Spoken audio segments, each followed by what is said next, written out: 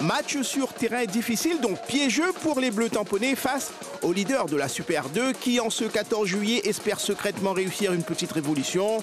Un espoir contrarié dès la 25e minute. Rivière centre vers Abedi qui reprend de la tête, ça fait but. Abedi un peu oublié, ça fait 1-0 pour la tamponnaise. Abedi, bourreau dépossessionné à la conclusion de ce 1-2 avec Matteo Payet. La frappe est imparable, ça fait 2-0 pour des tamponnés sérieux. On sait que la coupe c'est vraiment difficile. On l'a vu hier soir avec une défaite d'un favori.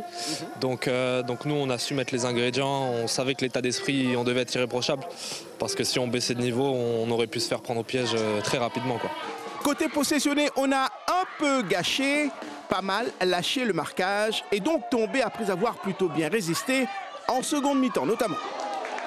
La compétition, la R1 et la S2, c'est pas la même chose. Mais sur ce match-là, il manque quand même il n'y avait pas trop grand écart entre eux, mais bon, ça s'est joué sur l'expérience, sur le rythme. Et puis en face, il y a quand même un Armada qui est la tamponnaise. Une tamponnaise réaliste et donc efficace. Simaël Abedi réussit un beau triplé. Victoire finale 3-0. Cap désormais sur le prochain tour de cette Coupe de France. Vrai objectif des Bleus tamponnais. La Coupe de France, de toute façon, c'est un objectif de tous les clubs parce que c'est ce qui est aimé à La Réunion.